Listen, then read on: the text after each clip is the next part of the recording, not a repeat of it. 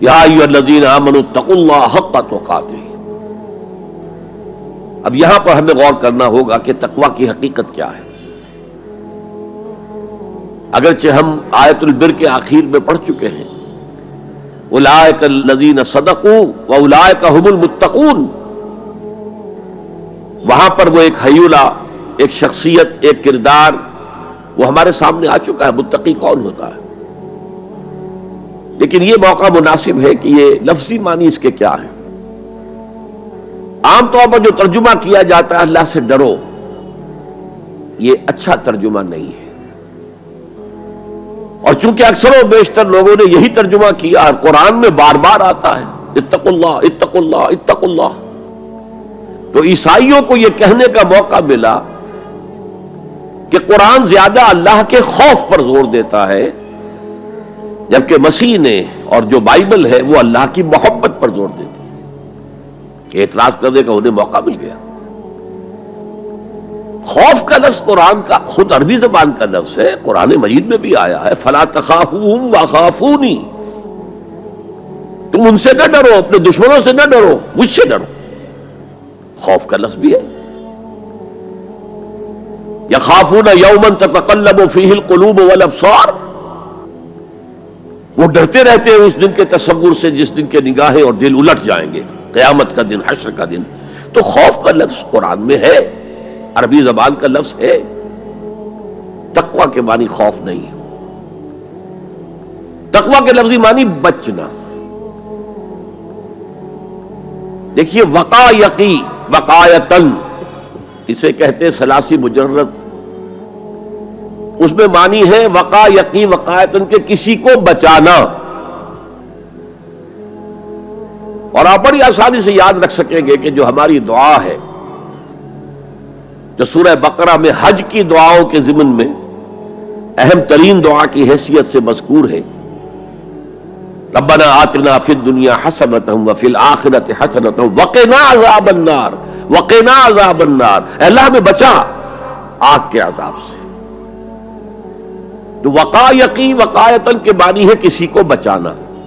باب افتعال میں یہ بنا ابتقا، اور واو اور تا یہ جڑ گئے، اتقا اتقا۔ اتقا معنی خود بچنا، بچنا اللہ کی نافرمانی سے، بچنا اللہ کی ناراضگی سے۔ ایک بچنا آؤٹ آف لو ہوتا ہے، out of reverence, out of respect. ایک سلیم الفطرت بیٹا چاہے گا کہ میں کوئی ایسی حرکت نہ کروں کہ میرے والد کو اس سے دکھ پہنچے، یہ بھی بچنا ہے۔ ظاہر بات ہے کہ والد کا خوف نہیں ہے اسے، یہ اس کی روش آؤٹ آف لو ہے۔ والذین آمنوا اشد حبا للہ، جو لوگ صاحب ایمان ہیں وہ شدید ترین محبت کرتے ہیں اللہ کے ساتھ۔ بلکہ ہم نے جو حقیقت جہاد کا مضمون جو ہے اس پر غور کیا، اس کے ضمن میں ایک آیت جو بڑی عظیم آیات میں سے ہے قرآن کے، قُلْ إِنْ كَانَ آبَاؤُكُمْ وَأَبْنَاؤُكُمْ وَإِخْوَانُكُمْ وَأَزْوَاجُكُمْ وَعَشِيرَتُكُمْ وَأَمْوَالٌ اقْتَرَفْتُمُوهَا وَتِجَارَةٌ تَخْشَوْنَ كَسَادَهَا وَمَسَاكِنُ تَرْضَوْنَهَا أَحَبَّ إِلَيْكُم مِّنَ اللَّهِ وَرَسُولِهِ وَجِهَادٍ فِي سَبِيلِهِ فَتَرَبَّصُوا حَتَّىٰ يَأْتِيَ اللَّهُ بِأَمْرِهِ وَاللَّهُ لَا يَهْدِي الْقَوْمَ الْفَاسِقِينَ۔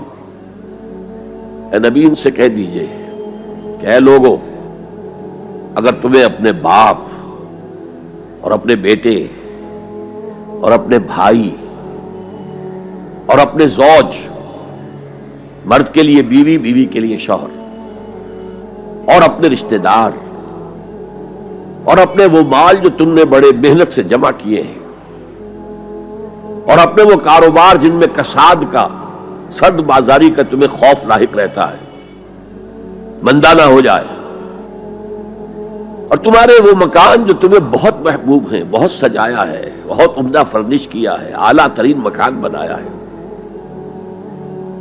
اگر یہ 8 چیزیں زیادہ محبوب ہیں اللہ سے اور اس کے رسول سے اور اللہ کی راہ میں جہاد سے، فتربصوا، جاؤ، بیٹھے رہو، دفع ہو جاؤ، منتظر رہو، حتی یاتی اللہ بامرہ، یہاں تک کہ اللہ اپنا فیصلہ سنا دے. واللہ لا یہدی القوم الفاسقین، اللہ ایسے فاسقوں کو ہدایت نہیں دیتا. تو در حقیقت یہ اللہ تعالیٰ کی محبت کے تحت ہے کہ اللہ اور اللہ کے ساتھ جو عہد وفا استوار کیا ہے، ایاک نعبد و ایاک نستعین، کہ آدمی پھونک پھونک کر قدم رکھے، کہیں میں اللہ کی کسی حد سے تجاوز نہ کر جاؤں، اللہ کی قائم کردہ کسی حد کو پھلانگ نہ جاؤں، کہیں ایسا نہ ہو کہ شریعت کا کوئی حکم میں پامال کر دوں. پھونک پھونک کر قدم رکھنا، لو سانس بھی آہستہ کہ نازک ہے بہت کام، آفاق کی اس کارگہ شیشہ گری کا، اس روش کا نام تقویٰ ہے. دنیا کا تقویٰ یہ ہے، آخرت کا تقویٰ یہ ہے آگ سے بچ جانا. نتیجہ ہے واتقوا النار الذی وقودها الناس والحجارہ، بچو اس آگ سے جس کا ایندھن بنیں گے انسان اور پتھر. یا ایھا الذین آمنوا قوا انفسکم واہلیکم نارا، اہل ایمان بچاؤ اپنے آپ کو اور اپنے اہل و عیال کو آگ سے. تو دنیا کا تقویٰ اور آخرت کا تقویٰ یہ ہے تقویٰ کے لفظی معنی. بلکہ اس میں اضافہ کروں کچھ. ایک دفعہ حضرت عمر فاروق رضی اللہ تعالی عنہ کی مجلس شورا میں یہ بحث چل نکلی تقویٰ کسے کہتے ہیں، ہاؤ ٹو ڈیفائن تقویٰ. سب حضرات نے اپنی اپنی رائے دی.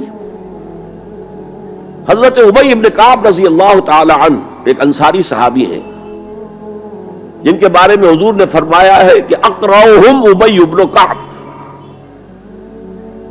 میرے صحابہ میں قرآن کا سب سے بڑا جاننے والا ابی ابن کعب ہے. وہ خاموش بیٹھے ہوئے سن رہے تھے باتیں. حضرت عمر نے خاص طور پر کہا ابی آپ نے کچھ نکاح فرمائے. اب انہوں نے کہا کہ امیر المومنین دیکھیے، اگر کبھی آپ کو کسی ایسے جنگل میں سے گزرنا پڑے جس میں کوئی پگڈنڈی نہیں ہے، بڑی اونچی اونچی گھاس ہے اور قدم قدم پر خاردار جو ہیں جھاڑیاں ہیں، تو آپ کیسے گزریں گے؟ جسے میں بار بار کہہ رہا ہوں پھونک پھونک کر قدم رکھنا. دیکھ لو کہیں اس گھاس کے اندر یہاں کوئی سانپ جو ہے وہ کنڈلی مارے بیٹھا ہو، تمہارا پاؤں سانپ پر جا پڑے، یا کسی اور موذی جانور کے بل میں پاؤں جا پڑے، یا کہیں تمہارے کپڑے جو ہے وہ کسی جھاڑی کے کانٹوں میں الجھ جائیں. بچ بچ کر نکلنا یہ تقویٰ ہے. یہ زندگی ایک سفر ہے، ہماری منزل آخرت ہے. جیسے حضور نے فرمایا انما الدنیا خلقت لکم وانتم خلقتم للآخرہ، یہ دنیا تمہارے لیے بنائی گئی ہے، تمہارے لیے برتنے کا سامان ہے، لیکن تمہیں آخرت کے لیے بنایا گیا ہے، یہ تمہارا گھر نہیں ہے. تو یہ ہے تقویٰ. اور تقویٰ کی تعلیم قرآن مجید میں اتنی شد و مد کے ساتھ آئی ہے، اتنی شد و مد کے ساتھ آئی ہے، ایک ایک آیت میں دو دو مرتبہ. سورۃ النساء کی پہلی آیت یا ایھا الناس اتقوا ربکم الذی خلقکم من نفس واحدۃ وخلق منها زوجها وبث منهما رجالا کثیرا ونساء واتقوا اللہ الذی تساءلون به والارحام ان اللہ کان علیکم رقیبا. ایک آیت میں دو مرتبہ تقویٰ کا حکم. اے لوگوں، اے بنی آدم، اپنے اس رب کا تقویٰ اختیار کرو جس نے تمہیں ایک جان سے بنایا، اسی سے اس کا جوڑا بنایا اور ان سے کثیر تعداد میں مردوں اور عورتوں کو زمین میں پھیلا دیا. یہ 600-650 کروڑ جو انسان آج دنیا میں ہے، یہ سب کون ہے؟ آدم اور حوا کی نسل سے ہیں. پھر اسی آیت میں دوبارہ واتقوا اللہ الذی تساءلون به والارحام، تقویٰ اختیار کرو اس اللہ کا جس کا ایک دوسرے کو واسطہ دیتے ہو. کوئی سائل مانگتا ہے تو اللہ کے نام پر مانگتا ہے.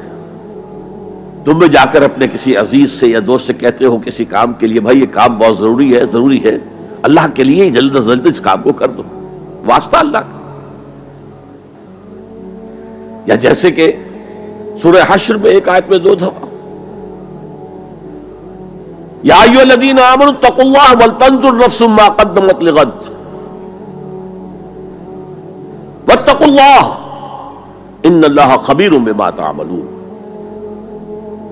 اے ایمان والو، اللہ کا تقوی اختیار کرو اور دیکھو کل کے لیے کیا بھیج رہے ہو آگے. تمہارے اعمال جو جا رہے ہیں، جمع ہو رہے ہیں تمہارے نامہ اعمال میں، وہ اعمال کون سے ہیں، اچھے ہیں یا برے ہیں؟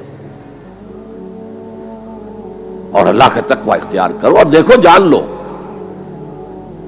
وہ تمہارے اعمال سے باخبر ہے، بے خبر نہیں ہے. تاہم یہ الفاظ جو ہے میرے نزدیک قرآن مجید میں تقوی کی تاکید کے اعتبار سے انتہائی مؤکد مقام ہے. جیسا کہ میں نے عرض کیا، صحابہ گھبرا گئے، حضور اللہ کے تقوی کا حق کون ادا کر سکتا؟ پھر جب سورہ تغابن کی آیت نازل ہوئی تو ان کے جان میں جان آئی. وہاں فرمایا گیا فاتقوا اللہ ما استطعتم، اللہ کا تقوی اختیار کرو جتنا بھی تمہارے حد استطاعت میں ہے، امکانی حد تک اللہ کا تقوی اختیار کرو. پھر جان میں جان آئی. آدمی اپنے مقدور بھر اپنی ہمت کے مطابق تو کام کر سکتا ہے، لیکن اللہ کا حق ادا کرنا یہ کیسے ممکن ہے؟